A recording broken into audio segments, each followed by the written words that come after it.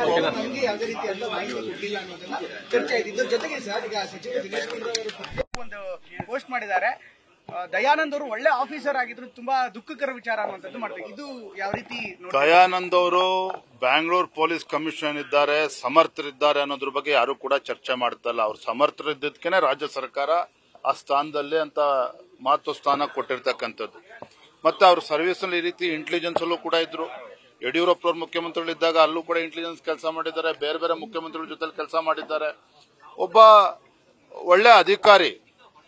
ಎಲ್ಲೋ ಒಂದ್ ಕಡೆ ನೆನ್ನೆ ಹೈಕೋರ್ಟ್ ಏನ್ ಚಾಟಿ ಬೀಸಿದೆ ರಾಜ್ಯ ಸರ್ಕಾರ ಈ ಆಡಳಿತ ವ್ಯವಸ್ಥೆ ವಿರುದ್ಧ.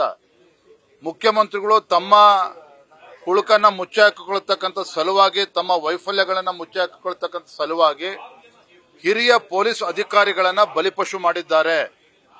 ಹಿರಿಯ ಪೊಲೀಸ್ ಅಧಿಕಾರಿಗಳನ್ನ ಹರಕೆ ಕುರಿ ಮಾಡಿದ್ದಾರೆ. ಇವತ್ತು ನಿಜವಾಗ್ಲೂ ಕೂಡ ಎಫ್ಐಆರ್ ಅಲ್ಲಿ ಏನು RCB, KSCA ಮತ್ತು DNA ಏಜೆನ್ಸಿಗಳೇನು ಅಲ್ಲಿ ಅಪರಾಧಿಗಳು ಅಂತ ಮಾಡಿದ್ದಾರೆ, ನಿಜವಾದ ಅಪರಾಧಿಗಳು. ಇವತ್ತು 11 ಜನ ಅಮಾಯಕರು ಏನು ಪ್ರಾಣವನ್ನ ಕಳೆದುಕೊಂಡಿದ್ದಾರೆ. ರಾಜ್ಯ ಸರ್ಕಾರದ ಮುಖ್ಯಮಂತ್ರಿಗಳ ಅವಿವೇಕತನದ ನಿರ್ಧಾರದಿಂದ ಇವತ್ತು ಆ ಪ್ರಾಣ ಕಳೆದುಕೊಂಡಿರ್ತಕ್ಕಂಥದ್ದು. ಸೊ ಇವತ್ತು ನಿಜವಾಗ್ಲೂ ಕೂಡ ಅಪರಾಧಿ ಸ್ಥಾನದಲ್ಲಿರ್ತಕ್ಕಂಥದ್ದು ರಾಜ್ಯದ ಮುಖ್ಯಮಂತ್ರಿಗಳು, ಮಾನ್ಯ ಉಪಮುಖ್ಯಮಂತ್ರಿಗಳು. ಇವರು ಇವತ್ತು ಅಪರಾಧಿ ಸ್ಥಾನದಲ್ಲಿದ್ದರು. ಅವರು ಇವತ್ತು ಉತ್ತರದಾಯಿತ್ವನ ತೆಗೆದುಕೊಳ್ಬೇಕಾಗ್ತದೆ, ರಾಜೀನಾಮೆಯನ್ನು ಕೂಡ ಕೊಡಬೇಕಾಗುತ್ತೆ.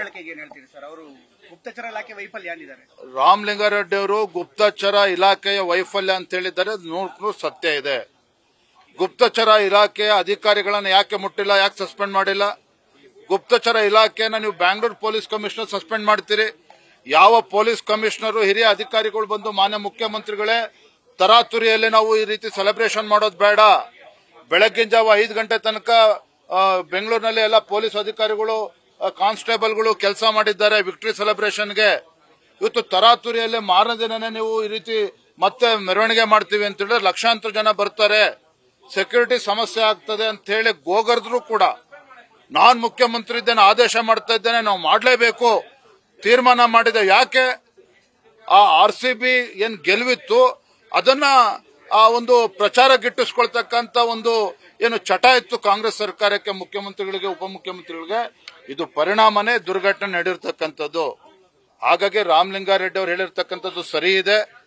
ಅಮಾಯಕ ಪೊಲೀಸ್ ಅಧಿಕಾರಿಗಳನ್ನ ನೀವು ಟಾರ್ಗೆಟ್ ಮಾಡೋದನ್ನ ಬಿಟ್ಟು, ಹರಕೆ ಕುರಿಯನ್ನ ಮಾಡೋದು ಬಿಟ್ಟು, ಇಂಟೆಲಿಜೆನ್ಸ್ ಫೇಲ್ಯೂರ್ ಆಗಿದೆ, ಅಧಿಕಾರಿಗಳ ಮೇಲೆ ಸೂಕ್ತವಂತ ಕ್ರಮವನ್ನ ಕೈಗೊಳ್ಳಿ.